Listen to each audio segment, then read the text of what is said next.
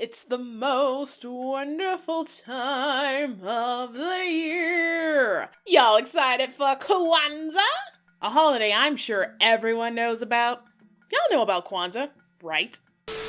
Not particularly. I know that there's a candle-like structure that resembles a menorah, but I'm gonna assume that it has a different meaning. I don't know, isn't it just a holiday where you get like corn and stuff? I don't actually know what Kwanzaa is, like, at all. Do I know Kwanzaa? Of course I do know what Kwanzaa is. The fuck is you talking about?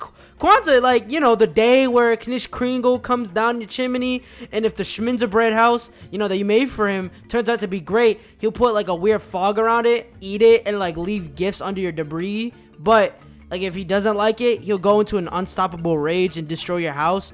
Oh shit, that's from Chowder. I know what it is. Kinda. I mean, not really. The education system kinda dropped the ball on that front. Kwanzaa? Of course I don't know. Accidentally confused it with fucking Hanukkah, actually. Wait, isn't that one of the fake Futurama holidays? Kwanzaa? You talking about that one holiday where you like take that packaging plastic that has little bubbles in it to pop and pop it? Oh, I'm sorry. That's National Bubble Wrap Appreciation Day. Okay. Is it that one way to say apple in Spanish? Oh, damn. Nah, that's manzana. Let's see what SillyRally said.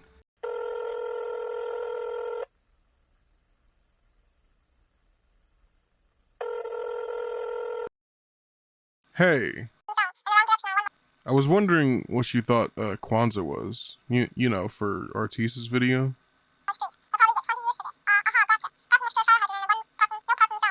You said what? Artis, I'm gonna keep it real with you. I have no idea what Kwanzaa is. Just as much as my liver doesn't know what water is. Like, who do you think I am? Like a basic, boring, benevolent body-built bit? Oh yeah, I know what Kwanzaa is. Actually, my mom gave me a book on Kwanzaa by A.P. Porter when I was a kid, and by looking through that book and by doing my research on Kwanzaa over time, I've learned that Kwanzaa is an African American holiday in which African Americans remember their history and remember where they came from. And I know that it also has ties to Pan-Africanism as well. So yeah, that's what Kwanzaa is. I know what it is. Well, like always, looks like I gotta... But first, we'll need some... Birth name Ronald Ron McKinley Everett, changed to Dr. Maulana Karenga, an activist, author, and at the time of this recording, the current chair of Africana Studies at California State University, Long Beach, who was also imprisoned and paroled for some pretty gruesome crimes he may or may not have been involved in, allegedly. But we'll get into that later. For now, let's talk about what caused Kwanzaa's creation. The year was 1965, August 11th, and Marquette Fry, a black man, was assumed to be intoxicated while driving and was stopped by a white highway patrolman, Lee Minikis. Though it's unclear how the riots broke out exactly, various records account for Fry's mother and brother being present during his arrest, and that Fry's family was pushed into the officers, and I guess that's how the riots broke out? This may have been the catalyst that started the riots, but hey, maybe the high unemployment rate, low-funded schools, Jim Crow laws, redlining, police brutality, and tensions between them within the community of Watts, California could also be contributors. This was just the straw that broke the camel's back, I guess.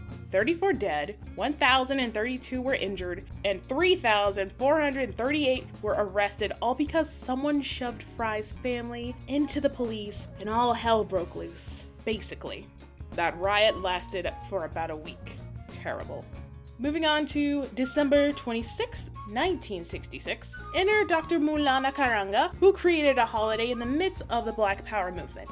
He said it was a necessary set of principles by which Black people must live in order to rescue and reconstruct our history and lives. And now, the question you've all been waiting for. though not claiming to be the sole founder of Kwanzaa, but you can't deny that's what Karenga is most known for, and just about the only thing he wants people to know him for. The holiday was meant to aid the Black community in their time of healing from being a Negro in 1960s America and reconnect with our African heritage. So, Karenga pulled from several traditions, countries, and tribes of Africa to create Kwanzaa, such as Ashanti and Zulu tribes, along with the Swahili language, all were used to form a week-long celebration of our people in the land. Even the name, which stems from the Swahili phrase for first fruits, Matunda ya Kwanza, and there's the Swahili first fruits celebration, which lasts 7 days around the end of December. You see how it all comes together? Then watch out, you're in the splash zone. Eating certain foods, telling stories of our elders, and participating in community events is showing one's commitment to Kwanzaa's values. All 7 of them, on some Dragon Ball shit!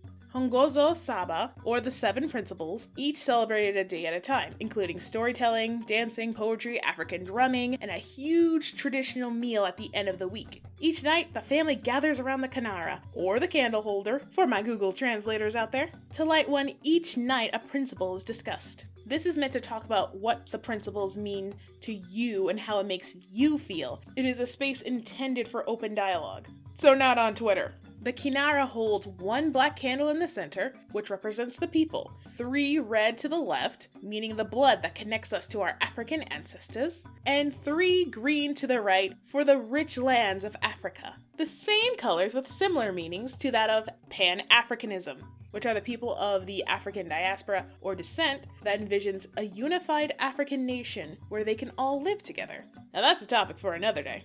Kwanzaa starts December 26th, leading up to New Year's Day, January 1st. The principles start as follows.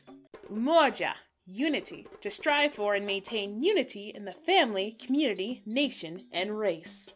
Kuchichakalia, self-determination, to define ourselves, name ourselves, create for ourselves, and speak for ourselves. Ujima, collective work and responsibility, to build and maintain our community together and make our brothers and sisters' problems our problems and to solve them together.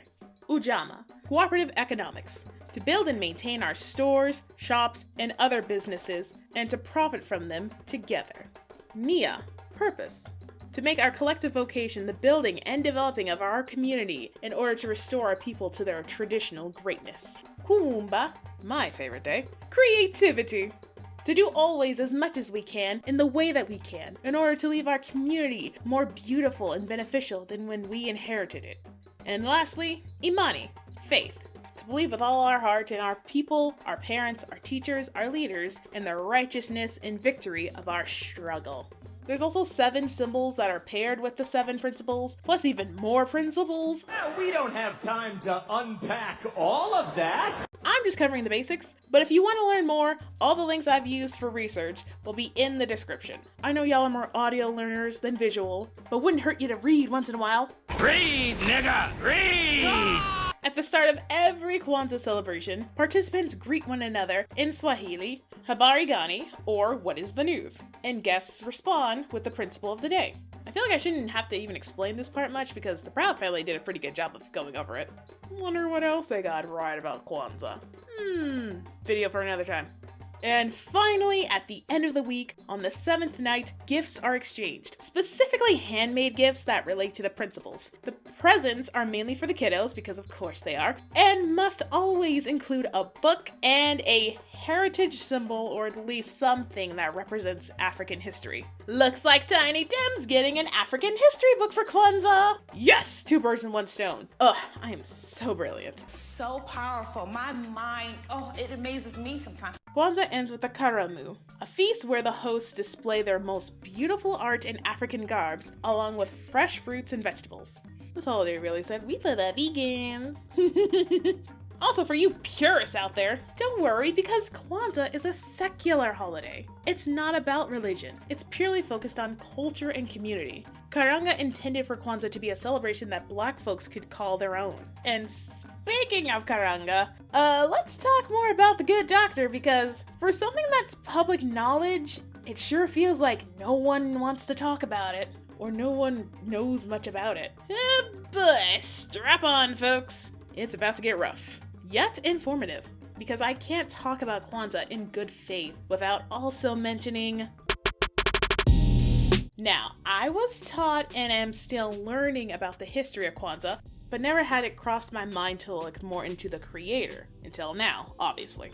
And, oh my goodness, I'm just gonna tell you now, this is something I did not expect from Karenga at all. But honestly, I shouldn't be surprised at this point, because a lot of people that had long-term effects on society within history were also kinda shady and hypocrites. So imagine my surprise when I found out that in 1971, just 5 years after establishing this community holiday, Karenga was convicted of felony assault, torture, and false imprisonment, allegedly.